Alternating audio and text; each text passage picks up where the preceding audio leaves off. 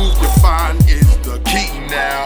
Reach your fear and you will all be free now. Community, it's time to get better. You can't avoid it, we're all in this together. Head high, fill your heart with love and light now. Come together and it will be alright now. Come together, you can't run forever. Come together, it's now, oh, it's never. Community, kids are dying in the streets now. Change your mind, unity is all we need now. Community, kids are dying in the streets now. Change your mind, unity is all we need now. Change your mind, unity is all we need now. Change your mind, unity is all we need. Hello, this is Chris Sanders with Community All Unite TV on channel 190 and 1097, Comcast Cable and Xfinity, every Thursday from 8 to 8:30. So we are here with some beautiful information we're going to get with my city, Newark, and with Councilman at Large, yes, Councilman Quintana, Louis Quintana. And we have all the information we're going to get today is to also provide you a pathway if you're interested in politics, to give you that insight on what it's like to be a councilman and what it's like to also be a stand-in for the Mayor Cory Booker. That was, I know that was a very pressure, intense situation you went through. Please introduce yourself and tell them a little bit about you and what your vision for the city, and then of course give them your storyline on how you got to where you are. Well, first of all, my name is Luis Quintana. I've been a city councilman, and prior to being a city councilman, I was involved in a nonprofit agency here in the city at the Northwood Center years back. Then I was an aide to then Mayor Sharp James, who was a councilman at large. And then I was, and that was 1985. 1986, I became the deputy mayor at the age of 26. I was always involved in community events. I was involved at the age of 18 as a district leader, a county committee, which some people may say that, what does that do? Well, you're involved in your neighborhood. You're involved in the things. And I always wanted to be involved in the grassroots of our city and knowing about the different elements of our city. So from there, I was with Sharp as the deputy mayor. Under then 1986, Sharp became the mayor of Newark. And then in 1990, I ran for office and lost by 78 absentee ballots. And I encourage young people, never give up. At the time I was 30 years of age, and I had already learned about city government. I was deputy mayor, and I wanted to be the councilman because in 1970 there was a Black and Puerto Rican convention that took place that elected the first African American mayor, Mayor Kenneth Allen Gibson. In 1970, I was a little boy, and remember those days that I was out there on Broadway putting signs for Mayor Ken Gibson.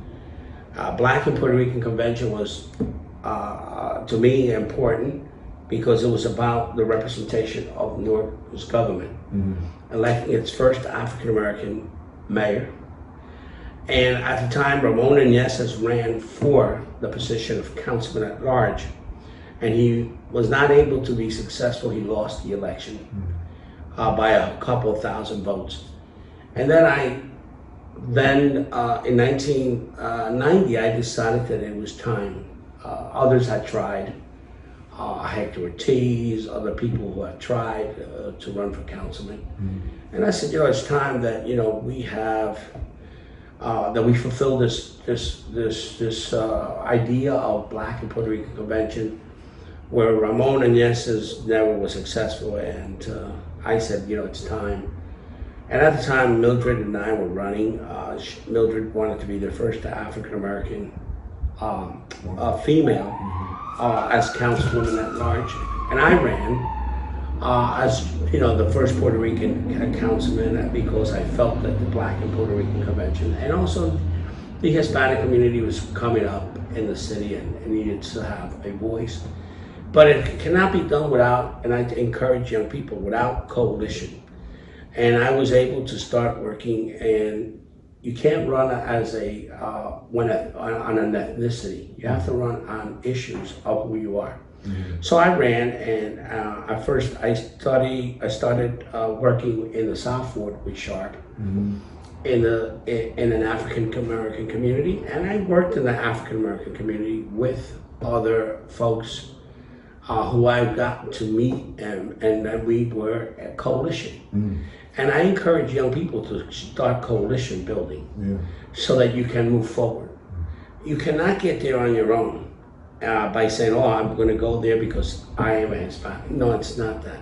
We have to have a coalition where you work together, so that all of us have sit at a table with a placemat that represents the diversity in the city of Newark. So so in 1990 I lost, and I said, look, I'm going to go back and be the deputy mayor.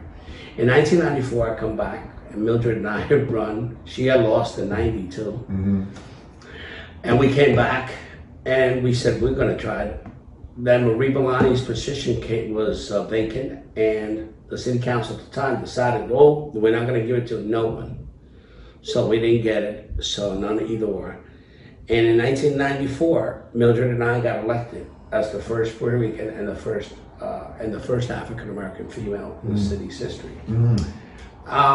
We built a coalition. We were talking. We were working together with the late Donald Tucker, who was very instrumental in helping us. Donald was from the South Ward, and he was a councilman at large. We had coalition between, and back then, at the time, but I encourage this coalition. Those coalitions have to continue to build for the future. If we don't, it's just people become islands on their own. And we became together. We worked together. Tucker, Bradley, from the South Ward, Queenie James, who was involved with us at the time, Calvin West, Larry Stokes. See, the history of our city we don't know, because we often are too busy worried about some other things. But it takes people to get us where we're at. And I'll never forget Calvin West, who used to tell me, you're gonna be the councilman. You have to do this. You have to go out and get a broom. You gotta go out to the street. You gotta go to the South Ward. Then Sharp would tell me, well, you gotta go get petitions done. In 1985, I was doing door-to-door, and I knocked on a door in the South Ward of Senator Winona Lippman, who was a first African-American female senator in our city, and did a lot with affirmative action. So I knocked on the door, and she lived on Elizabeth Avenue, and I knocked on her door, and I said, can you please sign my petition for the Councilman James, who's running for mayor?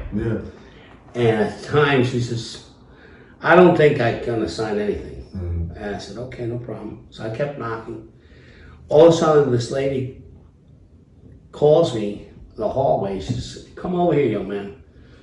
This is, give me the petition. And she signed the petition to get a petition. At the time, you needed, back then, it was a lot of signatures. So, and you would have to go one by one, like it's done today. And she says, give me the petition, and she signed the petition for Sharp. And it encouraged me to continue to work in the South Ward, learning the streets, because I was always in the North Ward, so I didn't know the South Ward, the Central Ward. I mean, I had worked in the Central Ward with Charlie Bell when he was on the board, and then he became councilman. James Benjamin from 617. So I had always been around, but never to the South Ward. I never knew that the politics it would entail that I would have to learn the geographics, the culture, the diversity of a city. To be a leader, you have to know these things. Then the religious groups, then Mildred would encourage me to go to churches with her. And I would go to churches with her, Baptist churches. Even as a student at Seton Hall, which I'd studied, I had a lot of courses in Black Studies with Miss Judy Miller. Judy was my teacher at Seton Hall Black Studies. I took the courses of Black Studies. I took the course, and back then I took a course that was called the Black Baptist Church. And I went to class, and the professor said, his name was Pastor Carter. And his name was Carter. And he said to me, Professor Carter, he said, young man, why do you want to study? And I said, I'd like to know what the power of the church with politics and what it entails. Yeah. And he said, well, you're in the right place because you're going to learn about this. And it was an interesting course because I was able to study about Malcolm X and all the other African American folks that history at school would not teach me. Right. The local high school would not teach me the things that I needed to know because the local school was a curriculum was about who discovered, who did this, who did that, versus the experience of African Americans and others, which to this day I believe that we need to learn about each other's history, so that and where we make mistakes in the schools is that we don't teach our young history. That has modern history. Right. I was always thinking that this is antiquated history that took place. And I learned that out, and I took like 16 credits in Black Studies at Seton Hall with Judy Miller. And that was interesting. People, the bursar's office would say to me, why are you trying to get a major in Black Studies? I said, no, it's not that. It's just that I want to learn. Because I want to learn about people who I live with every day. I've come from an experience. I arrived in Newark in '67, the day of the riots in 1967. My mother was here in '65, but my mother had been a woman who left Puerto Rico as a young woman. My mother was illiterate, never went to a school, never wrote a letter, never put a stamp on a letter, never. And back then there was no phones like today. There's technology. She would have called and said, how's my kids? Yeah. There was back then, it was you have to write or there was no phone. And my mother left us in '65. In '67 I arrived in Newark, and I arrived in Newark the summer of '65 when the riots were going. And I seen the riots as a little boy. And I cannot understand because I never had seen segregation. Right. I was never segregated from no one in Puerto Rico. There was kids that were brown, white, black. Everybody got along. There was none of this, And I arrived here and I said, well, what's going on here? And I was 7 years old. So I'm placed in special ed. Because they said, look, if you can't speak English, you have to go, you're handicapped. Right. So you got to go to special ed. I'm like, really? I don't know why I have to go to a special class. I just can't speak a language. So I was there for 2 years, and then I went to Catholic school. Priest my mother met, a gentleman, and he said, look, let's send the young man to a summer program with the Sisters of St. Joseph. And I did. And I learned, and then I went to good counsel. And I was still behind because of years that I had missed because of special ed. For 2 years, since from '67 to '69, I was in special ed. Right. It wasn't until 1970s. I told my mom I'm not going back to school. Right. I'm not grasping this is not me. And I was doing stuff in Newark. I was doing shoe shining, shoes. So in '70, I started basically going to good counsel. And then from there, I was able to go on to I was still the oldest kid. I felt bad because I was in a bad setting because of my deficiency of not knowing the language. So I said, look, I have to struggle through this. So I'm older kid in the class. I'm like, these kids, I'm 16 and I'm in the 8th. And I was a little bit because I was trying to catch up to time. And and then I met a lady by the name Joyce Moore. She was my guidance counselor at Barringer. So I said, look, I'm gonna go to the military, do something in my life, because I can't. Right. Life has been very difficult for me. Miss Bennett, who was at Barringer, who was my teacher too, and Miss Moore, who was my guidance counselor, said, no, they said, we're gonna help you. I said, I feel, these kids are old. I'm younger than these two younger kids, and I'm the older guy. I can't do this. So they said, let's stick it out. Yeah. So I stuck it out and instead of I took freshman year and sophomore year 1 year. Junior and senior the next year, so I would not be the oldest kid. Right. So I could catch up. Sure. So then as I was doing that, I was involved with the Upper Bound program at Seton Hall with Leroy Wilson, who was another inspiration. And he said to me one day, I said, I'm going to go military. He says, after I'm done with this stuff. He said, no, we're going to get you to a course. And Dr. Rowland, I'll never forget, may you rest, too. He said, look, there's a program called, it's a college pilot program. Would you like to try? I said, I don't know, because I really don't want to get into this. Yeah. And I don't want to get into a class and then fail and waste my time. So I went into this class and I took psychology, introduction to psychology, with a professor who had been a student at Barringer. And I said to him, he said, you go to Barringer? I said, yes. He said, well, you're in a psychology course. I said, well, that's good. I don't think I'm going to do well in your class. Because these are other students, but some of them are sophomores and juniors. Yeah. So I worked hard and I worked for a C. Because, at the time it was just, I wanted to get through it. Yeah. I knew that I was limited to a certain level because I was not prepared for college. Yeah. I had not even taken an LSAT course. I was about to. And I took this 3 credits in Introduction to Psychology, which I was like, wow, this is impressive. Yeah.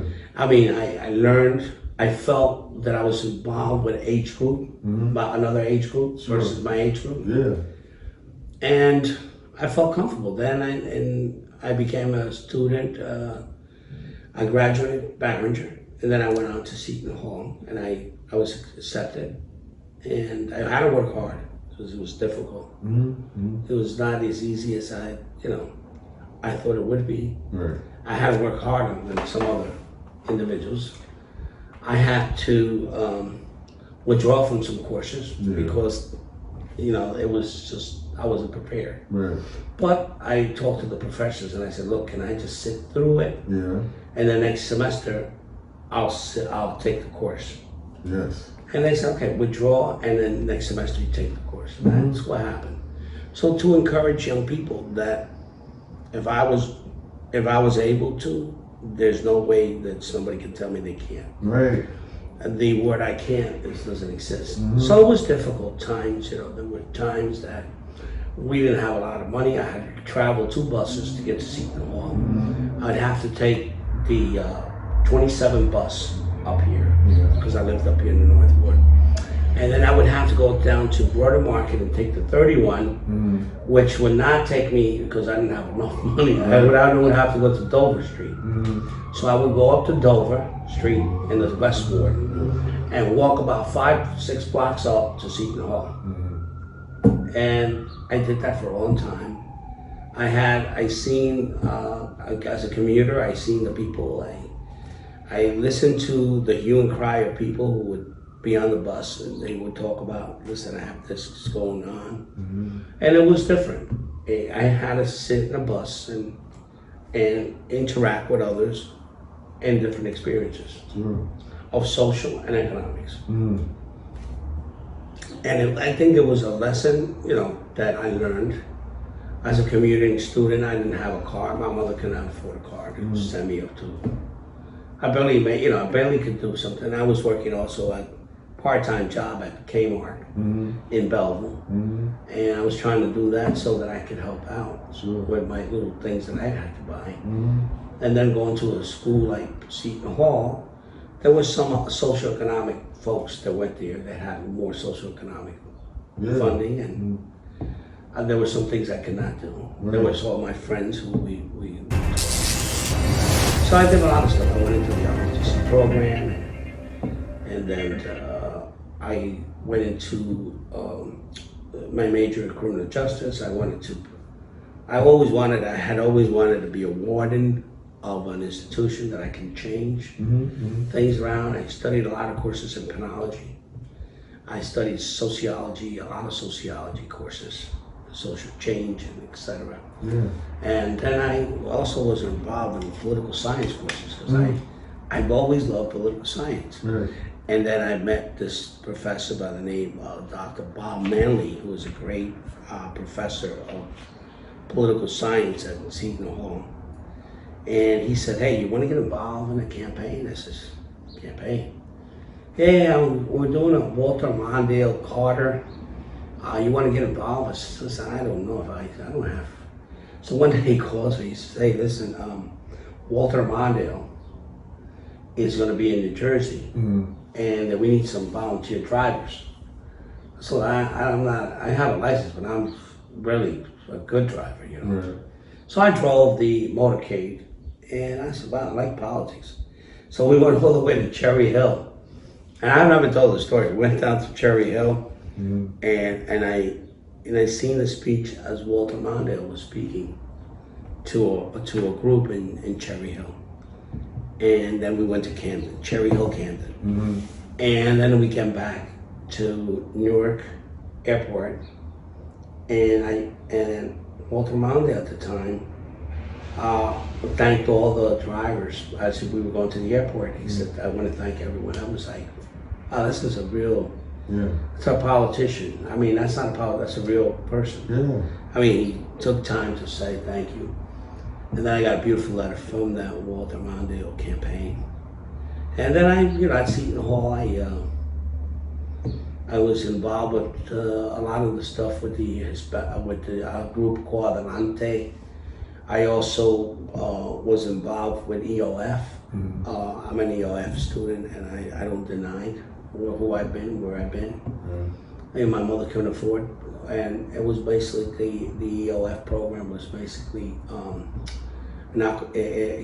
equal opportunity fund, which was educational, so it's still around, and it was mostly African Americans and Hispanics, a few of us. At the time, it was like maybe at Seton Hall there was 20 of us that graduated, Hispanics. But I was looking at the Hispanics that were graduating were not just from Newark, they were from other parts, and I was like, wonder why. And then the African Americans were from other parts of the not Newark, and I was always like, why is that? You know, why we're not, participating in that program. And then EOF and Ingrid, she's with Larry Ham's group. I remember Ingrid, and Ingrid was she was a guidance counselor there too, and they started working more into the schools. Miss White, who was at Weequahic, because of the Upper Bound program, they were bringing in students and starting bringing students in to Seton Hall, African Americans and Hispanics. But when I graduated Seton Hall, there was only 27 Hispanics at the time being. And I have been the only, it was only myself and another young lady from Newark. The rest were after. And it was an experience, and at Seton Hall I had my experiences when people used to try to downgrade and say, well, you're an EOF student because my father pays for your school through his taxes. And, there was a lot of experience, and that I learned. Not to be bitter, but just to learn from the ignorance of ignorance. There was a lot of ignorant folk who felt you don't belong here. You belong somewhere else, like Essex County College. And they would try to discourage you. Some of the folks would discourage. You don't say, "Dude, you don't belong here. You should go to Essex County College. Right. That's where you guys go, and then go somewhere else after that." But not Seton Hall. But I learned that I just took it through. Yeah. And I said, "Look, I want to breathe in and let it out. And whatever sticks and stones may break my bones, but names and things will never hurt me." Right. And I didn't bother, And I would catch the bus. And I had experience. I got mugged 2 times on the bus, but for over nonsense, in which I gave. And I said, "Look, as long as you don't hurt me and everything is okay." So I went through an experience, and I know what experience. So I encourage young people: get up early, do the best you can. And try to create yourself. Learn about other people's cultures before you can judge people. Yeah. Learn about yourself before you can judge anyone else. And try to be the best person you can be, and keep your integrity before anything. Right. And that's what I've learned. That's been my motto that I believe that I will continue. With my children, I always tell them, my 2 cop children and my school teacher. They're both Newark cops? One is a Port Authority, one is a Newark cop. My daughter lied to me. She said she was going to go to law school, but she was going to take the Port Authority. And that was okay. I said, "Look, whatever you want to be, you be." Yeah. But I always taught them, and I always to this day, that you treat people, when you're in that uniform, treat people as you want them to treat me. Sure. If you're an officer, how would you like an officer to push me or drag me or be unsensitive to me? Right. And that's how my kids have been. Years ago, in 1985, Sharp and I took a group of the PBA was a union here, and we said we're going to take the police officers to Puerto Rico to an exchange, so they can learn the culture, that we have some culture. That sometimes we gather in balconies in the islands. If you're an islander, where you would have gathered would be in a balcony, and the porch of the house outside. Play dominoes. Sure. If I help you, and I never forget a story. I met a lady one time that some elected official would not help because the person said something. So I helped the lady, and I was told, "You should not be helping this person." I said, "Look, well, if she didn't support you this time, maybe the next time she'll support you." Right. Yeah. But now, if you're going to make an enemy of a person, which we should not be in the business of making enemies with people. This is democracy. We listen to everyone, and we form our own decisions based on the facts. Right. Absolutely. And that's how we have to be. Beautiful. And you've always had to open the office policy with me. I'm always gonna have that door open because I was elected to serve the people, not myself. Right. And as long as I know that I have to serve the people and not myself, I will be on my way wherever office I ever want to seek. I will seek, and I encourage that to young people. Treat people the way you want to be treated, and you'll get to any office you want to. Got it.